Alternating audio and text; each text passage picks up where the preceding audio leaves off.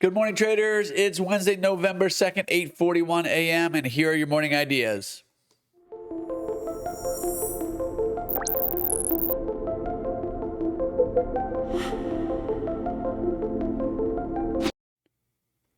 Okay, so today is the big day for the Fed minutes. I think it's a really important Fed minutes today at 2 o'clock Eastern, so make sure you put that on your schedule or set an alarm on your phone.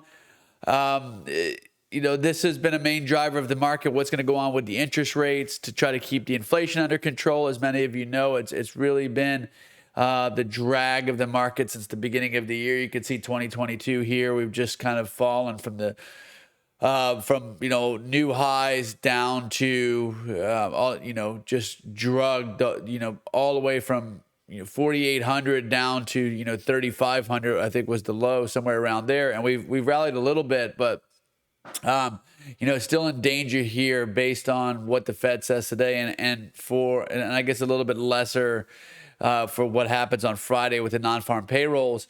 But when I extended this profile out a bit to include all of the overlapping areas. And what we see is you have almost like two areas here. You've got this area that we talked about before, with the VPOC down around the 3,700 mark. And then we've put in quite a bit of volume now at the highs up here around 38. Now we're trading 38.50 this morning. But you could, if I drew a line, let me change the drawing tool here. Okay, that's kind of like the distribution up here, right? You can see it there with the over underline being about 38.25. Once we get below that, if we get below that, I think that we would start to slide towards last month's VWAP and back towards the meat and towards this distribution down here. I think that having these levels out here today really doesn't make a whole lot of sense. The volume is going to be, I would guess that the volume is going to be pretty low. It even looks like it's been a little bit of a risk off move since, let me go to the smaller picture. Since the beginning of the week, you can see that, and maybe that's just the market kind of positioning in case something happens today with the news from the Fed. But nevertheless, it's kind of been a sideways market. Then it was down a little bit and sideways, and I don't see that really changing here into the 2 o'clock hour today.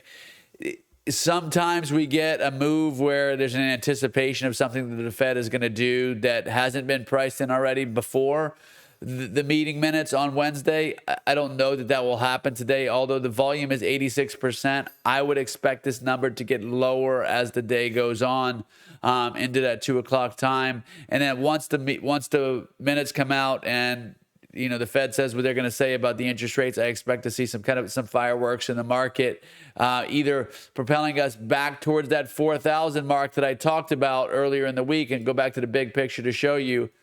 Let me turn off my drawing tool here because it's annoying me. The 4,000 mark is up here. It's the value high area of before we get into kind of the no man's land and the slide higher. So I would have another line up here. Sorry about that. Let me paste this. Right, so that's what I'm looking for the target after the FOMC news. If the market gets a bid, is to push into this 4,000 area.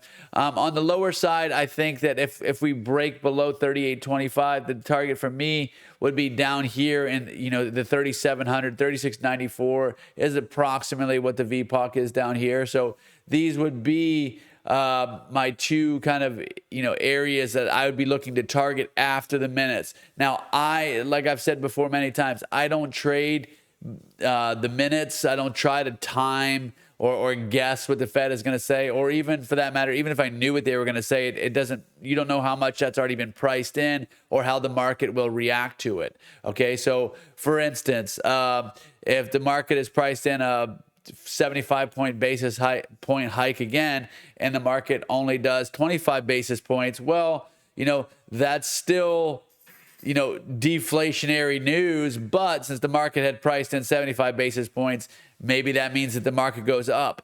It's just too hard to determine and to try to figure out what the market's going to do, even if you have the news in front of you, right? So I recommend that people stay out, let the market settle down before you get involved. And then when you do get involved, usually from that 2 o'clock hour till the close at 4:15, or if you're trading until 5 Eastern, that we'll probably get a pretty noisy, pretty whippy, volatile kind of market. So there'll be plenty of time to trade. If you're trading during that time, I would recommend, I can't recommend because I'm not a financial advisor, but I trade small and wide, okay? It's because there's a lot of noise and a lot of ways to get shaken out of a market that's just whipping back and forth and may not be going anywhere.